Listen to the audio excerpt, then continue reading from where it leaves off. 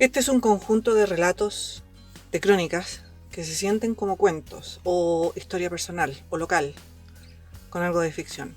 Se me hace difícil definir estos escritos, pero no importa, porque sí puedo afirmar que me gustaron muchísimo.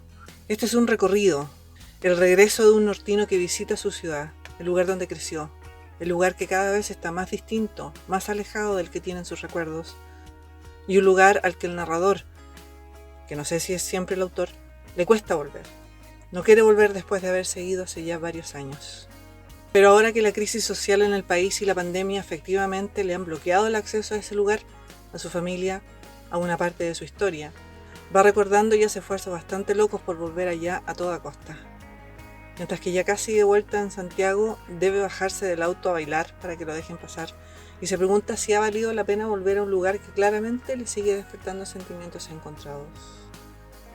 Eduardo Plaza es autor del libro de cuentos Hienas, la novela Retamo, y ahora de este conjunto de crónicas, algo cruzadas por un toque de ficción, o por ese tipo especial de ficción que es el recuerdo que tenemos de nuestra historia, que en este caso el autor ha ido contrastando con las versiones de otros, para finalmente quedarse con una mezcla que forman los escritos que aparecen aquí. En estos 6 relatos se recorren partes de la historia de Coquimbo, la oficial y la que cuentan y recuerdan los locales, así como los cambios de gobiernos y mentalidades de nuestro país, la historia personal del autor y a través de él, la historia de este trozo del norte chico, Coquimbo y sus alrededores. Comenzamos con Trenes, una introducción que llega a las cercanías del cierre del año del estallido social de 2019. El narrador se aleja del Coquimbo que ha venido a visitar y se adentra en el recuerdo del pueblo como lo tiene en su memoria. El tren y su historia entrelazada con la minería, algo que ocurre con casi todos los lugares del norte, los juegos con los amigos, los recorridos en grupo, mientras la mamá hacía lo mejor que podía, el papá brillaba por su ausencia, y las cosas se movían alrededor del niño que en esa época solo podía recibir lo que los demás hacían. La vida como llegados, la entrega de las casas, entre comillas, casas, instaladas a la salida de todo, parecía como si estuvieran al final del mundo, construidas en medio de la nada, sin locomoción cerca, sin nada cerca. Las llamadas pajareras, como le decían en su recuerdo, y que todavía están en pie, siguen ahí. Recuerda las caminatas eternas para llegar donde fuera que quisieran ir. El narrador viene a visitar a su mamá y contrasta lo que fue y lo que está ahora, y siente que quizás la esencia no ha cambiado en nada, y por lo mismo quizás él tampoco mucho. La Cruz es una crónica basada en esos casos con los que terminamos riéndonos para no llorar. Además está contada de un modo coloquial, dinámico, que acusa la formación como periodista del autor y que nos hace sentir que estamos conversando con un amigo de Coquimbo, bastante bien informado, que maneja cifras, nombres, montos y todo eso, pero que está igual de indignado que nosotros, porque toda la situación que derivó en la construcción de la llamada Cruz del Tercer Milenio es tan absurda, con este alcalde que de pronto comenzó a comportarse como si estuviera a cargo de otra ciudad, una ciudad inmensa con recursos inagotables y un amor por el exceso sin fin, que cuando recordamos, o nos recuerdan, en este caso quien escribe, que este tipo venía de ahí mismo, del tierral y la pobreza en la que sigue viviendo la ciudad, parece increíble. Todas las anécdotas unidas a las donaciones, las cantidades de plata, los viajes del entonces alcalde acusado de fraude al fisco, el destino inusitado de un anillo papal donado en aquellos años y la reelección de este tipo, de este ladrón como diputado, reelegido por la misma gente a la que le robó, solo en Chile, nada que hacer. Cumbia de Cahúin es más una entrevista que una crónica, o una mezcla de ambas, muy entretenida en todo caso. Es la tónica de estos relatos, entretenidos e informativos en la misma medida. En la tercera parada de este libro nos instalamos a conversar con Eduardo Macuada, guitarrista de los Vikings 5, banda de cumbias con varias décadas de trayectoria y sin duda con una cantidad de historias y anécdotas como para regalar a manos llenas. Se sentaron a conversar estos dos, el autor y el guitarrista, y fueron recordando la carrera del grupo, el pasado más alegre de las noches de Coquimbo, suspendidas tras el golpe, retomadas a escondidas con el toque de queda, pero que finalmente no volvieron después de terminada la dictadura. Por lo que el grupo debió salir de la ciudad, del pueblo del que vienen, a presentar su estilo bastante único en otros lados, con guitarra eléctrica, en vez de los bronces que se asocian más con estos ritmos, y han tenido tiempos prósperos. No tanto como las bandas que simpatizaban con los militares, bandas que empezaron a salir en el Festival de Viña mucho antes que ellos y muchas más veces. Pero al final los Viking 5 han logrado seguir. Para esta crónica, con un malogrado intento de volver a presentarse en plena pandemia y trabajando en otras cosas mientras no puedan volver a los escenarios de forma más estable. Esta mirada tras bambalinas a los porfiados que no se detienen a pesar de tener tanto en contra es una de las crónicas que más me gustaron del libro. Y por supuesto, apenas terminé de leerla, corrí a escuchar Boquita de Caramelo.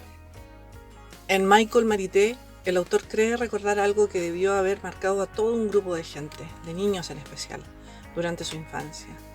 Un juego transformado en accidente terrible y lección aprendida para los más chicos de la época. Pero que podría no ser más que un recuerdo inventado. ¿No les ha pasado eso a ustedes? ¿Están convencidos de que eso que recuerdan, claro que sucedió? Tienen nombres y sitios, fechas, y al final es posible que sea todo un invento. Que su imaginación les haya estado jugando una mala broma durante años. Bueno, eso se ve acá, junto al contraste con lo que sí ocurrió. Lo que recuerda a la mamá, y él también. Aquí se habla además de la historia de la Pampilla, un terreno baldío enorme que sirve como escenario para las fiestas patrias de cada año. Historia antigua de Coquimbo y La Serena. Historia del narrador antes de irse a la pajarera, cuando vivía cerca de la Pampilla. La historia que sí recuerdan todos y que sigue indignando cuando comentan el desenlace. Una niña desaparecida en plena fiesta. Me atrevo a decir que no hay lugar en ninguna parte del mundo que no tenga este tipo de historias, pero quizá en estos pueblos chicos se repiten más. ¿O será que se recuerdan durante más tiempo? La memoria es la base de esta crónica. Lobos de Mar nos lleva muy atrás en la historia de Coquimbo. De pronto nos encontramos con los originarios, los changos, tan poco reconocidos por la historia nacional. Leemos acerca de sus costumbres, sus creencias, su vida marcada por el trueque y los descendientes, menospreciados. Conocemos a alguien de las generaciones más nuevas que de pronto decide que no es un insulto cuando alguien lo llama chango, porque eso es lo que es. De ahí viene. Y después nos encontramos con los piratas holandeses y quienes los personifican ahora con disfraces y actuaciones que intentan imitar a los piratas cinematográficos del momento. La historia más reciente, la separación de los sectores dentro del puerto, con personas que de algún modo sienten que su trozo de tierra vale más que el del lado, cuando todo es parte del mismo peladero que a nadie le importa. La llegada de los inmigrantes que literalmente le cambian el color a la tierra. Volvemos a los piratas, Dayo y Deul, Francis Drake anduvo por acá, Ricardo Lacham y sus investigaciones cruzadas por los descubrimientos de Manuel Castro, que probablemente solo hayan sido un engaño, al igual que el famoso libro del propio Lacham. Un engaño encima del otro, desenmascarado como el propio autor cuando recibe la visita sorpresa de un compañero de curso en plena pajarera, después de que había dicho en su colegio que vivía en otro lado. El niño que alguna vez fue, aterrado de su pobreza. No fueran a decirle chango. Y un entrevistado que quisiera saber cómo pasaron de ser pueblo chango a ciudad pirata. Algo que aplica a todo Chile. Negar el origen para mejorar el pedigrí. Olvidar a los indios, a los nativos, las culturas de las que venimos. Poner la imagen de un pirata en el escudo del club deportivo, porque es mucho más atractivo y huele mucho mejor que la grasa de foca. Finalmente, Guayacanes habla de lo que podría ser la reconexión con el padre ausente. No reconciliación, el autor no la necesita. Reconexión porque hay un hermano menor de por medio que de pronto quiso conocer al más grande, una nueva rama del árbol que el autor fue el último en ver. Todos sabían menos él. Él que incluso recurrió a un juez para alterar su nombre permanentemente, aunque sus compañeros de curso lo sigan llamando como antes. Pero la distancia con este hombre no se acorta. Le parece cambiado al narrador. Lo poco que recuerda de este hombre ausente durante tanto tiempo es muy distinto al que tiene ahora enfrente.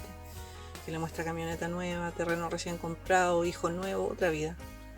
Una vez más, los recuerdos parecen no calzar con lo que ocurre en el presente. Los recuerdos de Plaza se mezclan con lo que dice la historia, su familia y lo que cree que sabe de Coquimbo. Estas crónicas son historia formal y personal, la que siempre debe entenderse como historia con un toque de imaginación, porque lo que recordamos al final siempre puede tener algo de inventado. Un conjunto de escritos impecablemente bien ejecutado que solo suma a la producción de este escritor.